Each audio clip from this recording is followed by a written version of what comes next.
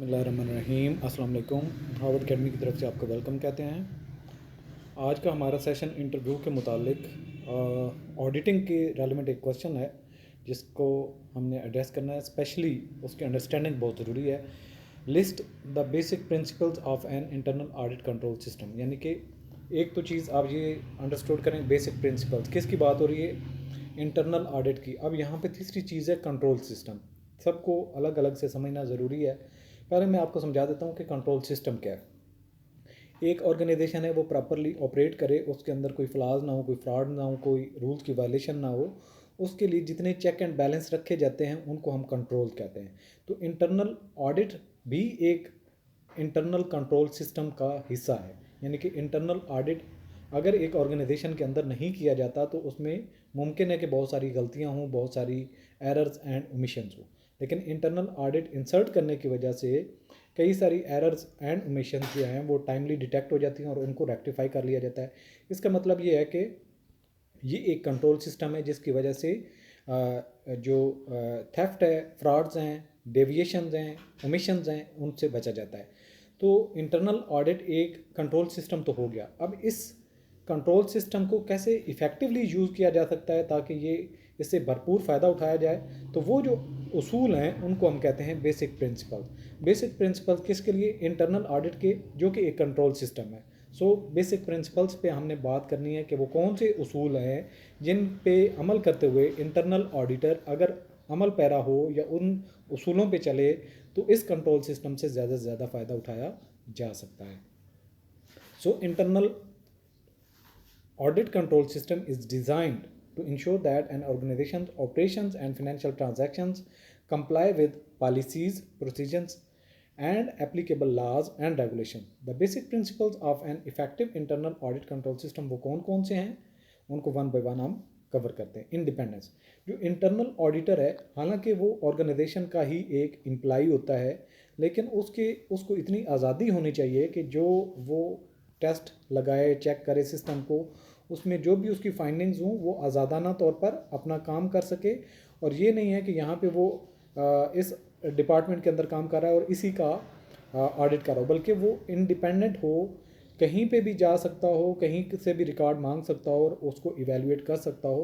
तो उसकी इंडिपेंडेंस कायम रहनी चाहिए। हालांकि वो तनख्वाहदार यहीं से होता है और कहीं पे किसी को प्रॉब्लम आता है तो भी वो उससे दरगुजर करे और वो ऑर्गेनाइजेशन के फ़ायदे के लिए होता है, उससे कोई गुस्सा करने की ज़रूरत नहीं है। ऑर्गेनाइजेशन उसको आज़ादी दे ताकि वो आज़ादाना तौर पर अपनी स्किल्स को बरूकार लाते हुए अपने प्रोफेशनल जो उसकी ज़िम्मेदारी है उसको पूरा कर सके। तो ये एक बुनियादी उसूल है, उसको इंडिपेंडेंस होनी चाहिए था। Internal audit function should be independent of the operations it is auditing to ensure impartiality and objectivity, यानी कि वो किसी से बुग़्ज़ न रखता हो, ना किसी की तरफदारी करता हो, बल्कि आज़ादाना तौर पर एक इंटरनल डिपार्टमेंट है जो इंटरनल ऑडिट कंडक्ट करती है। ऑब्जेक्टिविटी, यानी कि उसका ऑब्जेक्टिव क्लियर होना चाहिए, वो कास्ट रिडक्शन के लिए कर रहा है, वो रूल्स की वायलेशन के लिए, थेफ्ट को कंट्रोल करने के लिए, या फिर एरर्स एंड ओमिशन किस चीज़ को वेरीफाई करने के लिए, उसका ऑब्जेक्टिव क्लियर होना चाहिए और उस ऑब्जेक्टिव को पूरा करने के लिए वो काम कर रहा हो, तभी उससे ज़्यादा से ज़्यादा फ़ायदा उठाया जा सकता है।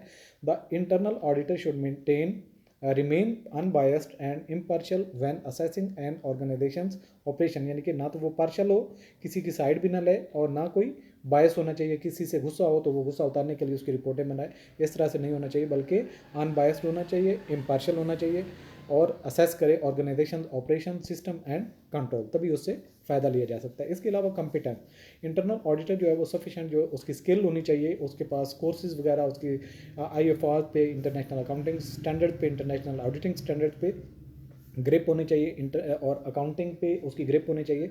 उसकी कॉम्पिटेंस लेवल जितना अच्छा होगा उतनी ही वो अच्छा इंटरनल ऑडिटर साबित होगा और ऑर्गेनाइजेशन की मैनेजमेंट और बोर्ड ऑफ डायरेक्टर्स जब डिसीजन ले रहे होंगे तो उसका जो इनपुट है उससे फ़ायदा उठाया जा सकता है। Internal auditors should possess the knowledge, skills and expertise to effectively evaluate an organisation systems and control. इसके अलावा जो ऑर्गेनाइजेशन का वो ऑडिट करता है इंटरनल ऑडिटर, उसको कॉन्फिडेंशियलिटी का ख्याल रखना चाहिए। जो उसके कंपनी के राज हैं, जो फर्म के राज हैं, जो उसके ऑपरेशंस हैं, जो उसके कॉपीराइट्स हैं, जो उसकी सारी फंक्शनिंग है, जो उसकी सिक्रेसी है, उसको वो मेंटेन रखे। अगर मेंटेन नहीं रखेगा तो उसके राइवल्स उससे फ़ायदा उठा सकते हैं वो इंफॉर्मेशन को बेच भी सकता है, वो फ्रॉड भी कर सकता है, ये एक क्रिमिनल एक्टिविटी उसकी हो जाएगी। तो उससे भी बचना ज़रूरी है और वो सारी इन्फॉर्मेशन को कॉन्फिडेंशियल रखे। Internal auditor should maintain the confidentiality of the organisation sensitive and proprietary information. इसके अलावा एडवोकेसी यानी कि जो जिस मकसद के लिए इंटरनल ऑडिट लॉन्च किया गया है उसका ऑब्जेक्टिव्स और वाइड वो सारा क्लियर होना चाहिए, उसके मुताबिक उसको आज़ादी होनी चाहिए और वो उसके पास मैन पावर, रिसोर्सेज और सारी चीज़ें एक्सेस वगैरह एडिक्वेटली देनी चाहिए जिससे वो अपने जिम्मेदारी को पूरा कर सके। The internal audit control system should be design to adequately address the risk associated with the organisation operation and transaction, यानी कि जो उस ऑर्गेनाइजेशन के साथ रिस्क और जो ऑपरेशन हैं उनकी ट्रांजैक्शंस के साथ रिस्क अटैच्ड है उनको वो असेस कर सके। उसके पास स्किल इतनी होनी चाहिए, उसके पास रिसोर्सेज इतने होने चाहिए, उसके पास मैन पावर इतनी होनी चाहिए और उन रिस्क को असेस करने के बाद उनको रेक्टिफाई भी किया जा सके और उनको प्रॉपरली रिपोर्ट करे। डॉक्यूमेंटेशन का जो उसूल है इसका मतलब ये है कि इंटरनल ऑडिटर जो भी फाइंडिंग्स उसकी हों वर्किंग पेपर अपने प्रॉपरली डिज़ाइन करे, जो चीज़ अपनी रिपोर्ट में लिखता है वो प्रॉपरली डॉक्यूमेंट्स के साथ प्रूफ हो।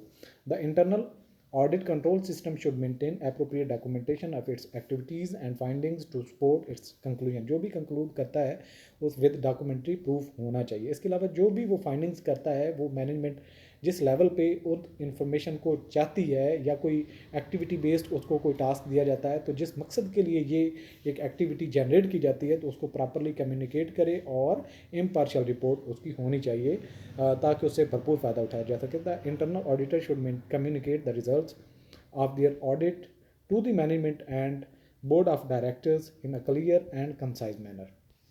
इसके अलावा कंटिन्यूस इंप्रूवमेंट है, यानी कि जब शुरू में अगर कोई फॉर्म बना रहे हैं जो इंटरनल कंट्रोल सिस्टम आप मजबूत करना चाहते हैं, इंटरनल ऑडिट टीम बनाते हैं तो शुरू में उसको उसकी इतनी अच्छी परफॉर्मेंस नहीं होती। आहिस्ता आहिस्ता उनकी आप स्किल को इन्हांस करते हैं, उनकी प्रोफेशनल कैपेबिलिटीज़ को इन्हांस करते हैं, उनको मौका देते हैं, उनकी बेहतरी और उनकी गाइडलाइंस वो सीखते हैं, एक्सटर्नल ऑडिटर्स के साथ वो मिल के काम करते हैं तो आहिस्ता आहिस्ता ऑर्गेनाइजेशन में भी और उस डिपार्टमेंट की वर्किंग और एफिशिएंसी में भी आहिस्ता आहिस्ता बेहतरी आती है। तो बेहतरी आनी चाहिए with the passage of time. The internal audit control system should be continually evaluated and improved to ensure its effectiveness and in addressing the organization risks and objectives।